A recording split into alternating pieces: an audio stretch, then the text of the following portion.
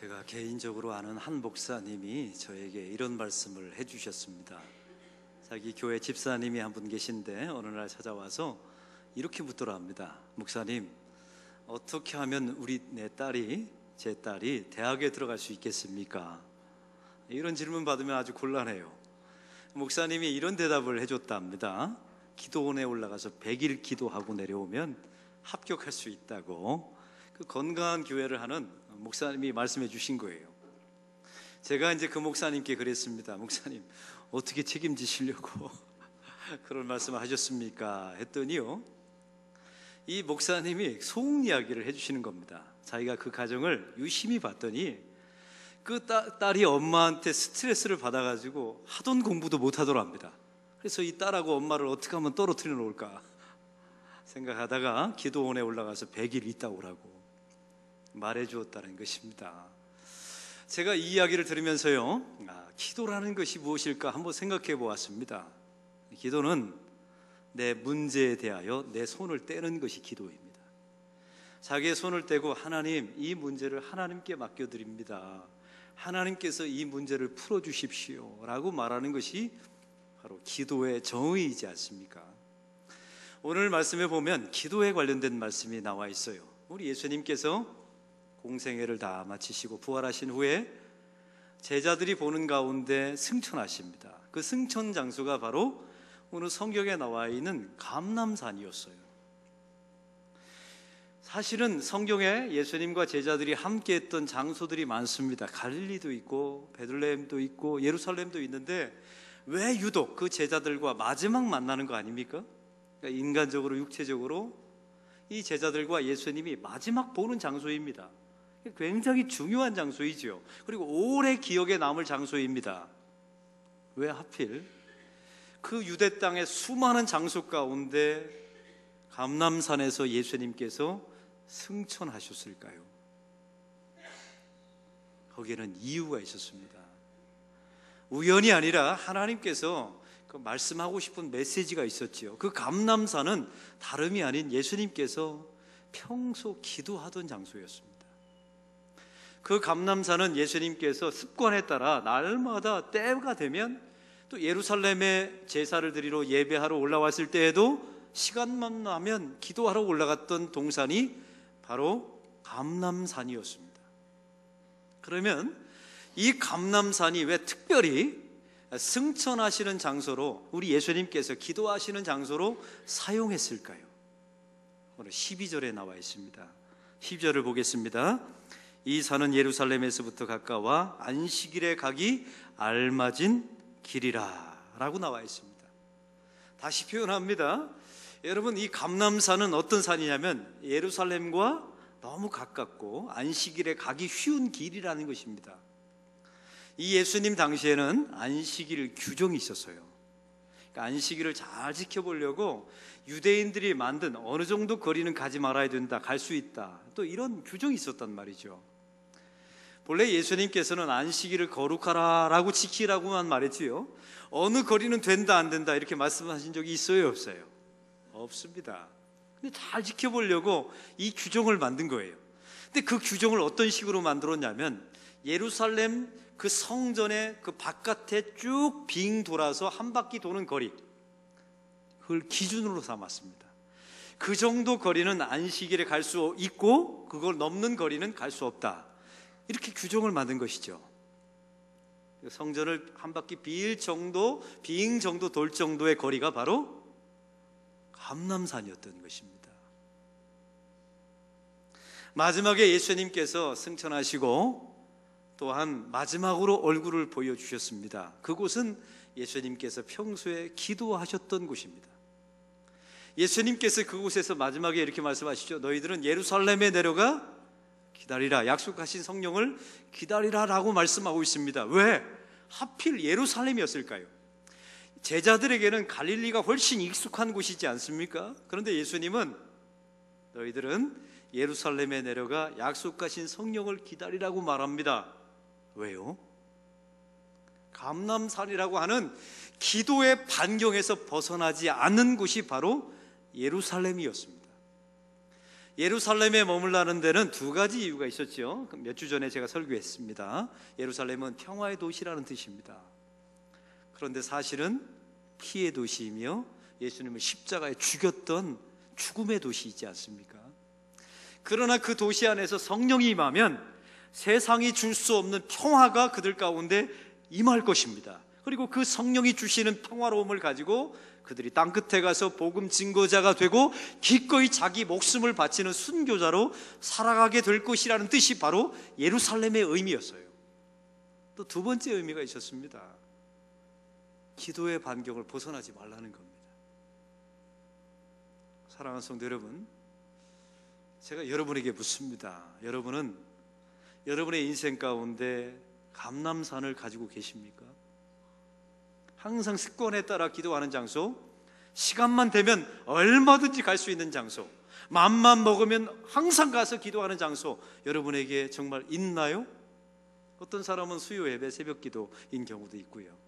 어떤 사람은 아침에 출근해서 큐티를 하면서 감람산을 경험하는 사람들이 있어요. 어떤 사람은 그것도 안 되면요, 눈을 질끈 감더라고요. 그러면 거기가 감람산이 되는 거예요. 세상과 나는 간 곳 없고 주님과 대면할 수 있는, 눈을 감아버리면, 또 세상이 시끄러우면 귀를 막아버리면 그것이 감람산이 되지 않습니까?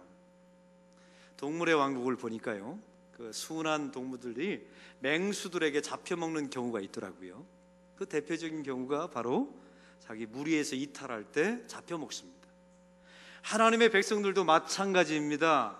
이 기도의 반경을 벗어나면 사탄에게 약탈을 당합니다. 이건 아주 분명합니다. 우리 주변에 시험당한 사람들을 보십시오. 믿음을 팔아먹고 믿음이 연약해지는 사람들을 보면 다 공통점이 있어요. 기도의 반경을 벗어난 사람들입니다. 그래서 예수님께서는 예루살렘에 머물라, 그 감람산에서 가까운 기도의 반경 안에 머물라고 예수님께서 말씀하신 것입니다. 그리고 그들이 예루살렘에 왔을 때 보십시오, 승천하신 예수님을 보았습니다. 그곳이 예수님이 평소에 기도하던 곳이었어요. 그러면 그들이 뭐 했을까요? 오늘 성경에 말합니다. 오로지 기도에 힘쓰니라. 한번 따라해 봅시다. 오로지 기도에 힘쓰니라. 오로지 기도에 힘쓰니라. 왜냐하면 그게 본 게 그거니까요. 그걸 그대로 예루살렘에 와서 실행했던 것입니다. 그래서 하나님의 사람들은 기도의 반경을 벗어나시면 안 됩니다. 여러분의 인생의 중심에 항상 감람산이 있어야 돼요. 그리고 그 반경 안에서 항상 살아내셔야 합니다. 이 제자들이 주님의 명령에 따라 이제 예루살렘에 내려갔습니다. 오늘 성경에 보면 이 예루살렘에 머물었던 이 사람들의 그 종류가 나와 있어요. 120명이 마가다락방에서 기도했는데요, 오늘 성경을 보십시오. 첫 번째 종류의 사람들은 제자들이었습니다. 이 제자들은 예수님을 배신했던 사람들이었죠. 그리고 십자가에 못 박혔을 때 다 도망갔던 사람들입니다. 무지렁이 같이, 학벌도 없습니다. 갈릴리 촌뜨기였습니다. 이런 사람들이 지금 마가다락방에 모여 있는 겁니다. 이들이 할 수 있는 것은 아무것도 없었어요. 기도 외에는. 오늘 성경에 두 번째 종류의 사람들이 나오죠. 여인들, 복수로 나와 있습니다. 이 여인들은 갈릴리로부터 예수님을 따라왔던 여인들입니다. 그런데 이 여인들은 이 당시에는요, 풍습이 하나 있었는데 여자의 숫자는 사람 숫자에 넣지를 않았습니다. 여자는 인간으로 계산을 하지 않았다는 말이에요. 이게 구약의 또 신약 이 당시의 상황입니다. 예수님께서 5,000명을 먹이셨을 때 남자만 숫자를 셉니다. 이스라엘 백성들이 출애굽할 때 장정만 몇 명이라고 말합니까? 60만 명이라고 말하죠. 여자는 이 당시에 사람 취급도 받지 못하고 남편의 소유물에 불과했어요. 이 여인들이 할 수 있는 것은 아무것도 없었습니다. 기도 외에는. 오늘 성경에 나와 있는 예수님의 아우들을 보십시오. 이 아우들은 예수님을 처음부터 메시아로 믿은 사람들이 아니에요. 예수님이 승천하시고 성령이 임하니까 그때부터 믿었지. 한번 생각해 보세요. 어렸을 때부터 자기 형이 빨가벗고 돌아다녔는데 어느 날 갑자기 메시아라고 인정할 수 있겠습니까? 이 아우들 인간적으로 보면 갈릴리 나사렛 출신들입니다. 아무것도 할 수 있는 게 없어서요. 기도 외에는. 오늘 성경에 나와 있는 이 장소가 어디입니까? 마가다락방입니다. 제가 성지순례를 가보니까 마가다락방을 가봤거든요. 그러니까 120명이 기껏 그냥 이렇게 다닥다닥 앉으면 앉을 수 있는 공간이에요. 그런데 이 예루살렘 성벽 안에서 가장 큰 건물은 따로 있었습니다. 그것은 바로 예루살렘 성전이었습니다. 크기가 얼마냐면 가로가 180m, 세로가 120m였어요. 어마어마한 건물이 바로 예루살렘 성전이었습니다. 그것에 비하면 마가다락방은 100분의 1도 안 돼요. 이 마가다락방에서 이들이 할 수 있는 것은 아무것도 없었습니다. 기도 외에는. 그리고 이들은 쫓겨다니는 입장입니다. 생각해보시 무능력합니다. 이들은 무지랭이 같은 사람들입니다. 촌뜨기입니다. 능력도 없습니다. 배운 것도 없습니다. 쫓겨다니고 있습니다. 이들이 할 수 있는 것은 아무것도 없었다니까요. 그래서 그들이 기도밖에 할 수 있는 게 없었어요. 세상의 많은 사람들은 이게 끝이다, 소망이 없다, 여기가 완전한 절망이다 라고 말했습니다. 아니요, 여기가 바로 교회의 시작이었습니다. 성경을 보면요, 그 120명이 모여서 아무것도 할 수 있는 게 없어서 기도할 때 주님께서 역사를 바꿔주시는데요, 이게 바로 교회의 시작이다, 여기서부터 새로운 역사가 시작될 것이다 라고 주님이 축복해 주십니다. 그게 바로 교회가 된 것입니다. 할렐루야. 지금까지 역사를 보면요, 구약에는 계속 성전이 모든 역사를 끌어왔어요. 근데 그 성전이 기도하는 집이 아니라 이제는 매매꾼들의, 장사치들의 소굴이 되었을 때 예수님께서 성전을 폐해버리고 마십니다. 그리고 그 성전 안에서 드려졌던 모든 제사와 제물을 예수님께서 폐하시고 예수님이 제물이 되어 주셨습니다. 그리고 십자가에서 어린 양 대신 예수님이 도륙을 당하셨습니다. 그래서 단 한 번에 인류의 완전한 제사를 예수님께서 십자가에서 치루셨습니다. 성전을 폐하시고 그 성전 안에서 드려졌던 예배를 다락방으로 하나님이 옮기신 것입니다. 기도했던 그 장소로요. 지금까지 역사는 다 성전이 교회였어요. 성전이 하나님의 전이었습니다. 건물이었죠. 근데 주님께서 이렇게 말씀하십니다. 너희는 성전을 허물라, 내가 새로 세울 것이다. 성전을 폐해버리십니다. 그리고 뭐라고 말합니까? 그 120명이 모인 곳을 이제는 교회다라고 말합니다. 교회의 정의가 무엇일까요? 예수 그리스도를 나의 구주, 나의 하나님으로 고백한 사람들의 모임이 교회가 되는 거예요. 이제는 건물이 성전이 아닙니다. 그래서 우리 안락교회를 칭할 때 성전이라는 말을 쓰지 마세요. 만약 성전을 쓰면 그분은 예수 그리스도가 헛되이 죽었다는 것을 스스로 말하는 것과 똑같습니다. 성전은 사라져버린 겁니다. 이제 성령이 임했을 때 그 120명의 문도가 기도했던 바로 그 장소를, 그 모임을 주님께서 교회로 칭해 주신 것입니다. 할렐루야. 보십시오. 세상은 끝이라고 말했습니다. 소망이 없다고 말했습니다. 그들이 할 수 있는 것은 기도밖에 없었습니다. 바로 그곳을 새로운 시작으로 하나님께서 축복하신 것입니다. 사랑하는 성도 여러분, 기도를 하는 것이 무엇입니까? 나의 능력으로 내가 만들 수 있는 것이 세상에 아무것도 없다라고 고백하는 것이 기도입니다. 여러분은 자꾸만 내가 원하는 것을 강권해서 하나님께 얻어내는 것을 기도라고 말하잖아요. 근데 성경은 그렇게 말하지 않아요. 내가 만들 수 있는 것이 하나님 앞에 아무것도 없습니다. 그러므로 저는 뭐 할 수밖에 없다고요? 기도할 수밖에 없습니다. 이게 기도입니다. 하나님 앞에 저는 부정한 죄인입니다. 그러므로 제가 이룰 수 있는 것이 없습니다. 하나님, 제가 문제를 제가 스스로 해결하는 것이 아니라 저는 제 문제를 해결받는 인생에 불과합니다. 이렇게 고백하는 사람들이 말하는 것이 바로 기도입니다. 기도밖에는 우리가 아무것도 할 수 있는 게 없습니다. 이 고백 자체가 기도라는 말입니다. 저와 여러분의 인생도 마찬가지 아닙니까? 우리가 손을 대면 다 만들어질 것이라고 생각하면 하나님이 여러분의 인생에 어찌 개입할 수 있겠습니까? 밭을 갈고 씨앗을 뿌리되 마지막 순간에는 손을 번쩍 들고, 하나님, 제가 만들 수 있는 것은 여기가 한계입니다. 그게 기도입니다.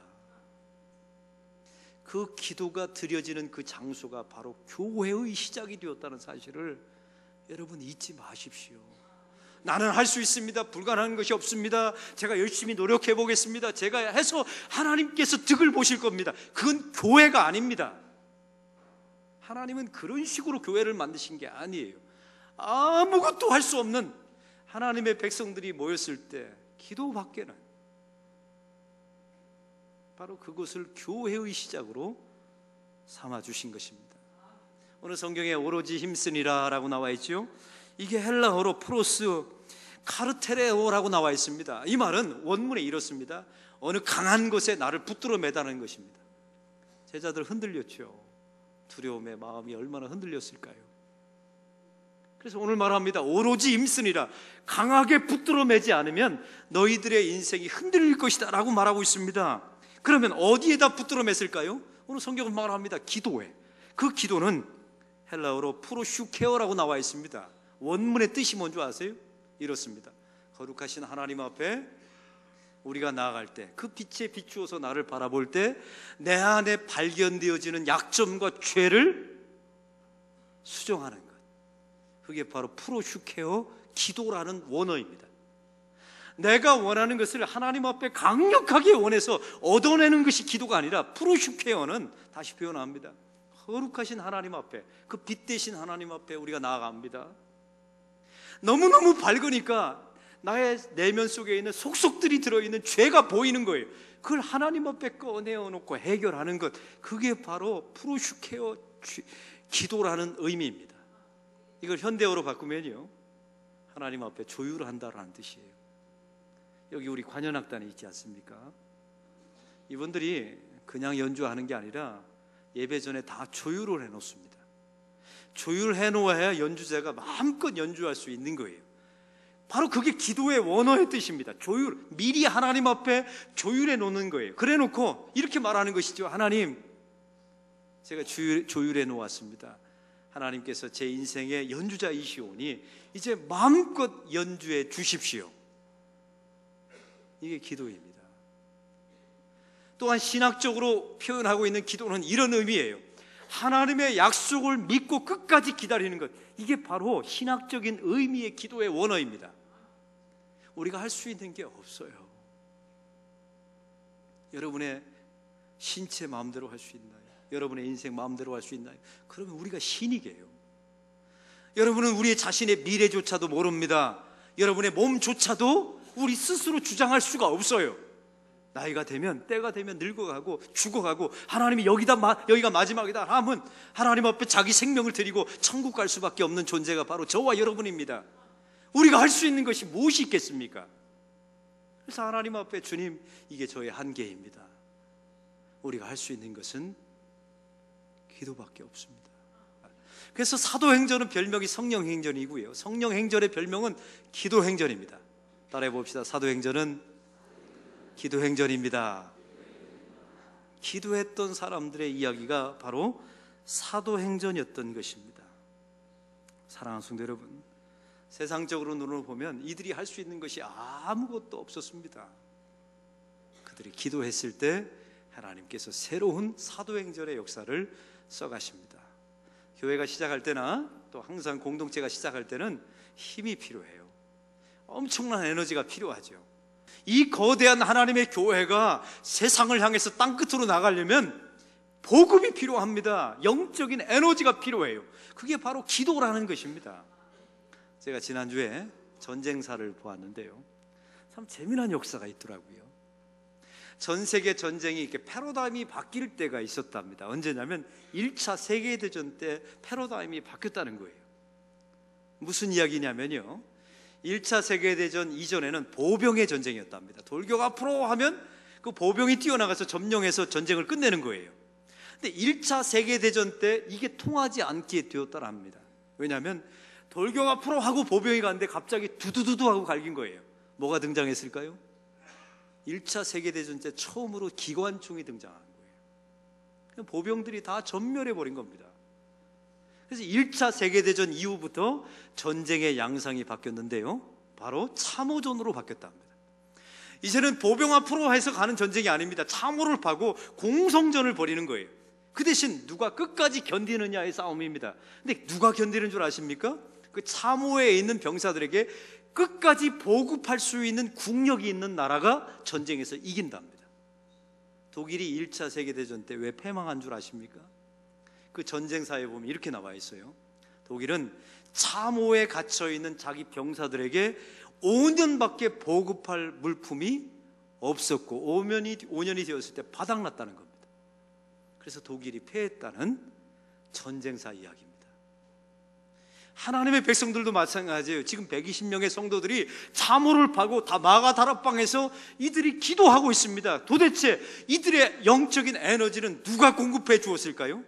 성령께서 임하셔서 기도로 공급해 준 것입니다. 기도가 공급되지 않는 공동체는 버틸 수 없습니다. 사랑하는 성도 여러분, 기도의 반경을 벗어나지 마십시오. 기도라는 것은 내가 원하는 것을 하나님 앞에 강청해서 얻어내는 것이 아니랍니다. 기도라는 것은 거룩하신 빛 대신 하나님 앞에 나 자신을 나아가 나의 죄악을 드러내놓고 수정하는 것이 기도입니다. 기도는 하나님 앞에 조율해놓고 주여 오셔서 저의 인생을 조율해 주시고 저의 인생을 연주해 주십시오라고 말하는 것이 기도입니다. 기도는 하나님의 약속을 붙들고 끝까지 기다리는 것, 그게 바로 기도입니다. 우리 교회에 한 자매가 믿지 않는 집에 시집을 갔습니다. 근데 그 믿지 않는 시댁에 딱 한 사람이 예수를 믿어요. 누구냐면 시누이가 예수를 믿는 겁니다. 이 기대가 얼마나 컸겠어요. 그 생자 아무도 예수 믿지 않는 집안에 예수 잘 믿는 우리 교회 자매가 이제 시집을 갔지요. 시누이와 함께 이 가족을 전부 복음화 시키리라 기도했는데 이게 웬일입니까? 결혼하자마자 시누이가 죽었습니다. 그 예수 믿는 유일한 시누이가 죽은 겁니다. 이게 얼마나 기가 막힌 일입니까? 그러니 이 분위기가 예수 믿는 한 사람이 들어와서 예수 믿는 시누이가 죽은 겁니다. 이게 도식이 이렇게 되어버리는 거예요. 어머니가 계신데 어머니는 아버님을 돌아가시고 혼자 사시는 어머니이시고 불자이십니다. 이 우리 교회 이 성도가 저한테 이런 말을 했습니다. 목사님, 제가 너무 가슴이 아픈데 제가 할 수 있는 게 아무것도 없습니다. 제가 할 수 있는 게 도대체 아무것도 없습니다. 목사님 기도해 주십시오. 자기 남편 예수 믿을 수 있도록, 자기 어머니 예수 믿을 수 있도록 목사님 기도해 주십시오. 그게 기도입니다. 할 수 있는 게 아무것도 없으니까. 놀라운 것은 지난주에 보니까 그 신랑이 예배드리러 나와 있는 거예요. 할렐루야.